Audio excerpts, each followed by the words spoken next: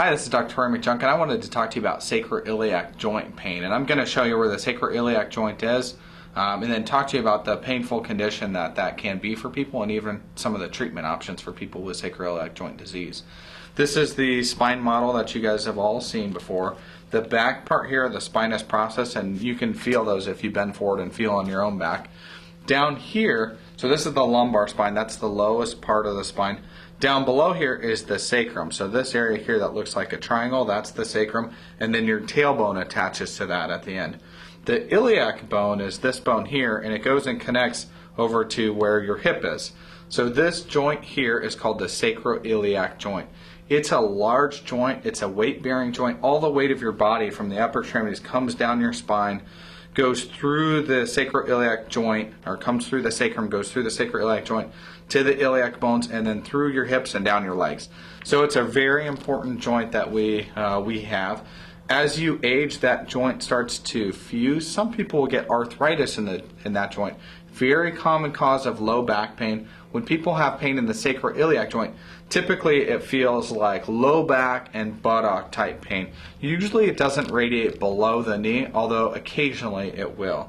Something that's very common with sacroiliac joint pain is pain in that same area, but also pain on the side of the leg. So some people all complain of hip pain with sacroiliac joint pain. The pain can be quite severe. It can be in this area. Some people feel radiation that comes to the front. The pain that they get on the side here is called a bursitis, and typically that's from incorrect movements. And so whenever you have pain of any kind, your body moves just a little bit differently than if you didn't have pain.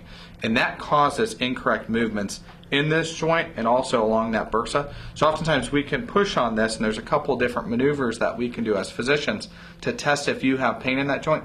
The ultimate test is really a diagnostic block, and it's called a sacroiliac joint injection, or we call it an SI joint injection. But basically you put a needle right into the inferior pole or the bottom pole of the sacroiliac joint. You put medicine right along there. You can watch the medicine spread into the joint, and then you watch and see if the pain feels better. For many people, that will give them significant relief.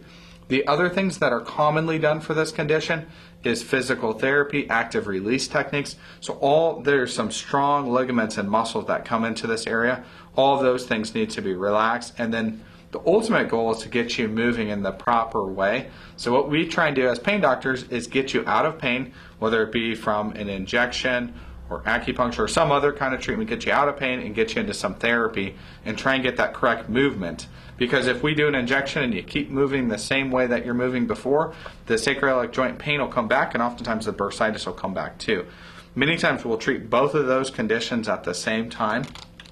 The other thing that we'll do for stubborn sacroiliac joint pain is we'll do radiofrequency. And so we do something called medial and lateral branch blocks, where we numb up the little joints in the lumbar spine, but also come down into this joint. And those all radiate over to this area here. We numb those little guys up. You watch and see if the pain feels better. Sometimes we'll do a double diagnostic block where we do it a couple times. You watch and see if it feels better. If it feels a whole lot better, then we can cauterize those little nerves. We test the nerves before we cauterize to make sure we're in the right area. If we cauterize those nerves, the average pain relief is about 1 year. One of the tricky things for us as doctors is 2/3 of the nerves for the sacroiliac joint come from the back part here, and 1/3 come from the front all the way up here. So we can work on those nerves in the back, but the front nerves, there's not too much that we can do about. So sometimes we'll do that procedure and it won't work quite as well as some of the other types of procedures that we do. If that's the case for you, then there are some other things that we can think about.